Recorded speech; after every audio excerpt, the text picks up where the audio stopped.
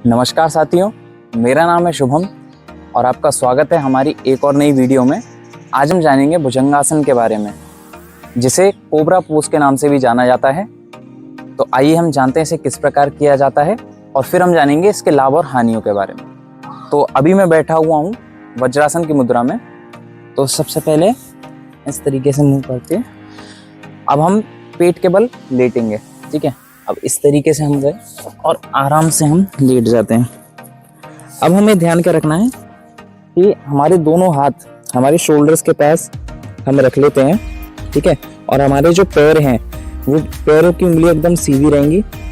अब हमें इस आसन में श्वास भरते हुए उठना है। अब जब हम एक पोजीशन पे आ जाएंगे तो हमें कोहनियां मुड़ी रखनी है और सांस को लेते और छोड़ते रखना है और हमारी दृष्टि ऊपर की ओर रहेगी।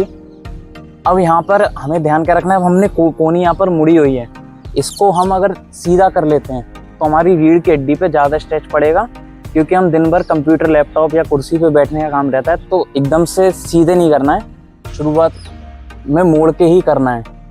अगर बाद में कुछ एडवांस करना चाहें तो हम सीधा कर सकते हैं, वो बात की स्टेज है।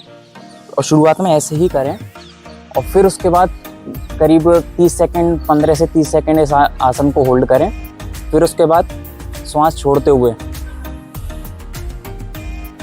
वापस लेटेंगे।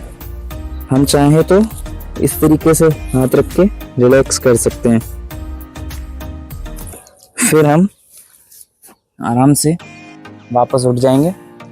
इस आसन को करने से हमें कुछ लाभ प्राप्त होते हैं, क्योंकि हम बॉडी को स्ट्रेच कर रहे हैं। तो इसमें सबसे पहले तो हमारी पीठ लचीली होती है, रीढ़ की हड्डी लचीली होती है।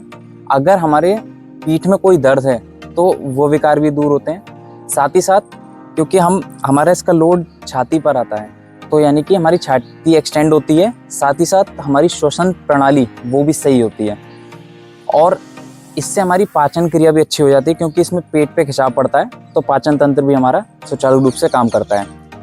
इस आसन को करने की कुछ हानियां भी हैं। हमें ध्यान रखना है कि जो भी गर्भवती महिला है वो इस आसन को करने से बचें। दूसरा, जिनको पीठ से संबंधित रोग हैं, रीढ़ की हड्डी से संबंधित रोग हैं या उनको और कोई दिक्कत है, तो वो इस आसन को ना ही करें, क्योंकि इसका पूरा जोर रीढ़ की हड्डी पर आता है। साथ ही साथ जिनको अल्सर और हर्निया जैसी कोई दिक्कत है तो वह भी इस आसन को करने से बचें। तो दोस्तों, आज हमने जाना भुजंग आसन को। इस प्रकार की वीडियोस हम अपने चैनल पर नियमित रूप से डालते रहते हैं। हमारे साथ जुड़े रहने के लिए हमारे चैनल को सब्सक्राइब करें, इस वीडियो को लाइक करें और शेयर करना ना भूलें। आपका दिन शुभ हो। नमस्ते।